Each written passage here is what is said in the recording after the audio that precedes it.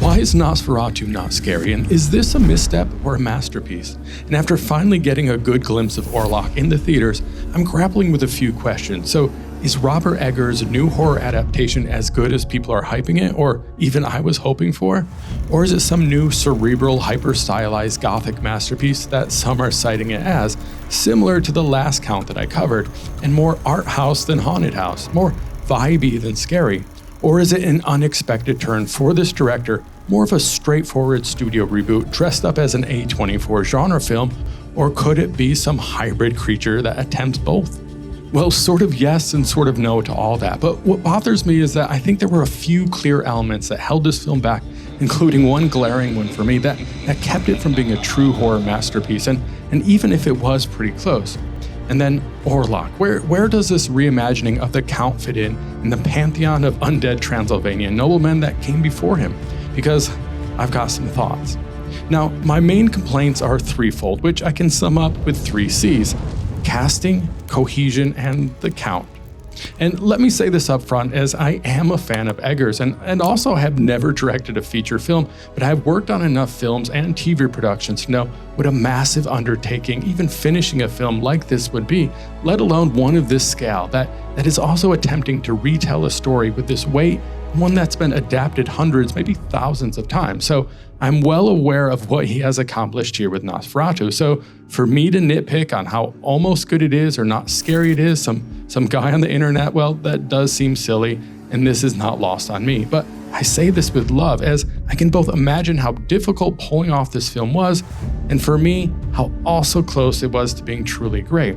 And that's why it hurts like a cold cast iron through my heart, and why it's worth discussing, because I could see the promised land with only a few tweaks that could have made this story tale live up to the legend.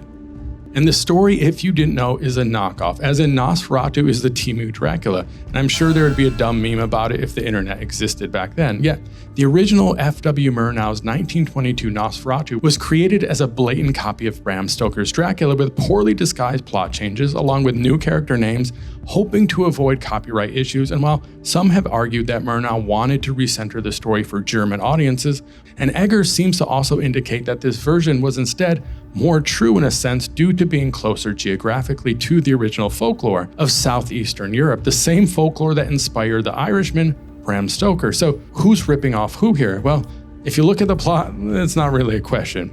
Yet, there's been so many reimaginings and variations on the original vampiric myths, from wood or iron stakes to even the central character's kryptonite itself, and a pivotal plot point here, as in whether the sun is immediately lethal or not. So it's all become creative licensing on top of an evolving fiction. So why did Eggers retell this particular theatrical version of the story, which is very different from Werner Herzog's 1979 Nosferatu, which is worth watching? But why did Eggers stay so faithful to some elements and then stray wildly from others? Now, despite the few creative liberties taken by Murnau, he clearly did not take enough, and Stoker's widow successfully sued for copyright infringement, and the court ordered the film's destruction to be burned at the stake, if you will. Thankfully, a few copies survived, and eventually the film made its way to American and European theatrical audiences, and then eventually to my eyes in the late 80s, which happened to be around the same time a young Bobby Egg saw it, and I don't know why I'm just called him that. But yet, getting back to the complaints, my 3 C's of casting, cohesion, and the Count, some missteps are more obvious to me, such as the final execution of the story of being able to cohesively and successfully string themes together, whereas scariness, that may be a bit more subjective, and I very rarely find any horrors legitimately scary, and I may make a whole video about it. Although Eggers did deliver a good jump scare too, while nobly attempting to resolve his battle scene with a truly beautiful and horrifying death scene that almost redeemed some of the lack of edge throughout, but the film had all these ingredients present to scare and surpass Coppola's kitschy creepiness and actually be frightening. And before I get into what Coppola and Gary Oldman got right and what Eggers and Skarsgard mostly got right, but both directors made the same stupid and obvious mistake in my opinion, which was with casting. But Coppola's was far more egregious. Now, as someone who considers Eggers not just a master director, but an excellent scout for talent, and this film is full of talented actors who all excel at their craft, but his talent for choosing talent has also been for finding great faces. Faces that look authentic to the world he invites us into. Just look at the lines and ridges that sweep across Willem Dafoe's time-tattered face. In fact, books would be filled with sonnets attempting to decipher his crooked and crazed smile had we no cameras to capture it. And while Anna Taylor-Joy's porcelain face, in which could have been out of place, it was not because it fit her character's position in the story. And Robert Pattinson, ironically the dreamiest of all Draculas, in The Lighthouse had his beauty hidden by his sunken eyes and gaping stash, which I will come back to. And no, I'm not going to say Lily-Rose Depp either. She was cast perfectly, maybe the best thing about this film, and she is more of an unusual beauty. In fact, her looks should be unrivaled, which is still part of the largest missed opportunity here, but again, her particular beauty still felt grounded to the Gothic world around her, far better than Winona Ryder's did, and, well, far better than Keanu. And sometimes it's the small things that can take me out of the world, like bad acting or bad accents, or simply if these period characters are collectively too good looking. Even with a bit of dirt under their nails, soot in their cheeks, and grime on their trousers, it can really take you out of the era and the world entirely unless you're going for full Bridgerton. And in Nosferatu, everyone's acting was great, if not excellent, but collectively when you put Nicholas Hoult, who is brilliant and played the tone of Satan's little cuck just right, even though I'd rather have had Pattinson here or someone a bit less cheekbony. But for me, the worst offender, which will seem nitpicky, but remember, it's a collective issue, and that was Aaron Taylor Johnson. He was the straw that broke it for me. Just one Hollywood hottie too many. And I do like him. I think he's fantastic. And his wife, played by Emma Corrin, who in contrast was a better casting because of how interesting her face is.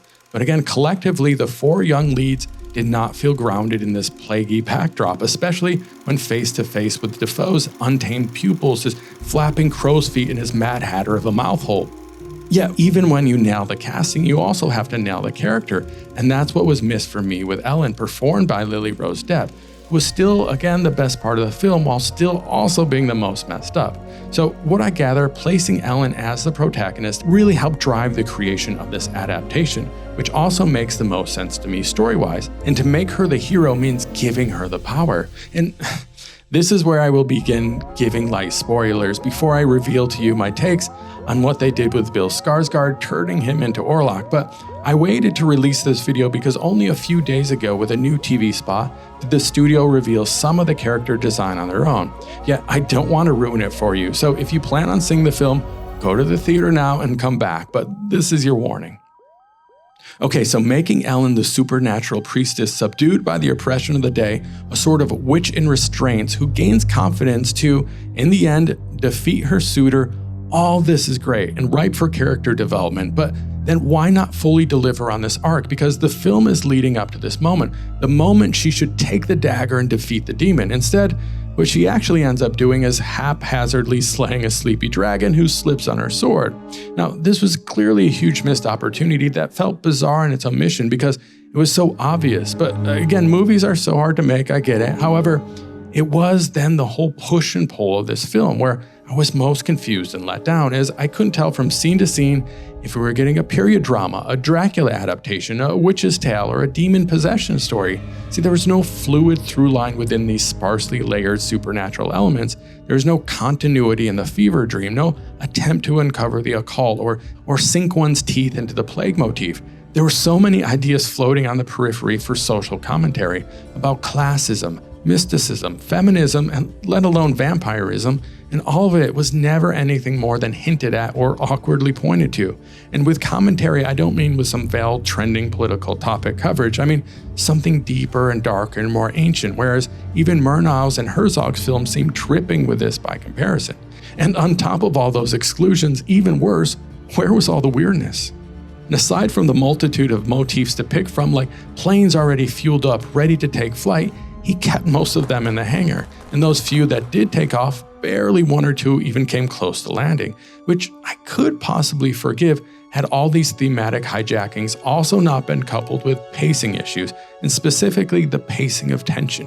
Because the worst thing in the film, which exemplifies both of these things perfectly, funny enough, immediately follows the best scene in the film, which will illuminate my long-winded point here too, as I'm aware that I also have too many balls or bats in the air. Yet when Count Orlok sends his coach to pick up Jonathan Harker, Thomas Sutter, to escort him to the castle so the documents for his new real estate holdings can be signed, it begins with this surreal and perfectly shot scene, a scene that typically signifies our main character going from their status quo world in the first act to the new world of the second act, our Dorothy and Oz moment. It's a nice time to transition our character, who is the vehicle for us, the audience, to move us into that new act route. And this is where the director can now begin to twist expectations or bend some rules within the reality they previously set up. So they can start twisting at just the right speed so as not to break them completely, which allows you to wind up the weirdness while you're building tension, to turn up the heat and slow boil your audience and character here, which Eggers begins to do, and then almost immediately twist the tone and tension all the way up in excitement. Speak not of it again! Something you can only do if you're going to continue on twisting things for another hour, and you go balls to the wall, Fear and Loathing style, all the way to the end, turning the tension likely into surrealism at that point. Like, you can't just drop Dorothy and Oz and then immediately introduce the Wicked Witch, who then bites the head off of Toto to drink his blood from like a furry four-legged chalice, and then you've got 60 more minutes of movie to make her even more wicked somehow. So fear, tension, dread all need to build to a boil, and if you're including a supernatural bent, which he should have done more of, twist that at equal measure too. Yet after the brilliant trippy carriage scene, Eggers immediately bites the head off of Toto instead, for when we first meet Orlok barely hidden in the shadows and really hear him, as Skarsgard voice is maybe the second best thing in this film, which he worked at lengths with a vocal coach to lower his voice an octave, and he killed the performance and accent even, and maybe even place him ahead of Gary Oldman here, which again is why the rest was such a waste. But immediately Nicholas Hoult Sutter meets Orlok as the dial is turned to 10 with nowhere to go unless you have an 11. So there is no creeping mystery unfolding here, nor is there a note of Todd Browning's charismatic beats to temper you in, or Coppola's foreshadowing and cinematic sleight of hand. And I get it, Eggers was ardently not doing that count, like an anti-Lugosi. He didn't want to rehash the same thing, but I would ask him, what was the literary device that those scenes, which have now become the archetype of that character, serve in the novel and most of the films? Why has Dracula typically been made so seductive and charming in the past, especially at that plot point? Well, the obvious reason is to lure the audience into his grasp as we slowly inch towards this Venus flytrap of a man before he snaps. And if you're not going to do that, then why begin the whole film with Ellen writhing, as scenes of her exalted moans slowly get peppered throughout, teasing us with hopes of some orgasmic resolution, like a post-coital praying mantis taking vengeance, going from possessed prey to predator by purposely getting lured in to then only eat the beast from within. So the idea of the distressed damsel getting hooked by the sexy suitor has always been the most common story device here for pacing purposes, to draw the shapeshifter closer before the creature is revealed for the monster it has always been. Instead, Eggers cranks the reel, pulls up the line, and slaps us with the carcass of a catfish, immediately revealing the ruse, the grotesque demon that only goes from the slight shadows to the shallows. So how are we meant to believe that this beast could have hooked our Ellen? Is he sexier when she's sleeping? Is this his only real superpower, other than being immortal, of course, unless kissed by his true nemesis, the light, which will kill you, unless, you just want to happen to catch a casual sunset with your new girl. Now, it's a slight error in judgment with massive consequences, similar to what God did with his poor catfish, giving that silly fish a Fu Manchu. And so too, the god of this story, Eggers, erred by deciding to give his zombie count a 70s style Sam Elliott stash. Actually, strike that, that's a sexy creature right there, and probably would have worked here, and not the design we got for Orlok. And I get it in general, with most original references to vampires being more like zombies, and every Transylvanian nobleman for like 400 years had a big surly stash. But again, this was a strange point all of a sudden to want authenticity for, when every bit of the story is fictional, save for this poor whiskered fish.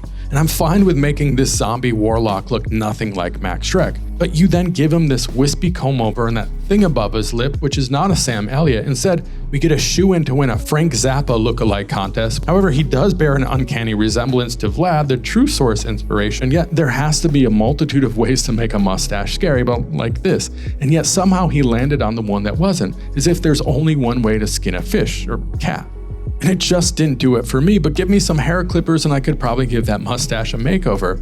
And even with a few days of rewrites, you could probably fix most everything else too, by simply starting with a slower reveal, which would naturally allow the tension to build, to lure Ellen, the most beautiful priestess in all the land and across all the cast, so cut the cuties, and give her powers not yet realized to not only passively draw the undead, the supernatural shape-shifting suitor, from his slumber, which where was that inciting incident scene too, but with this mutually oppressive seduction that pulsates and paces the dread while weaving in more of the surrealistic supernatural, which would be not just scary but might even say something about society, and then by in turn giving Orlok more power and paranormal strength to do weird things, and especially at the end, give him more fight and self-preservation. So that when Ellen's sacrifice is not only thematically poignant, it's physically difficult.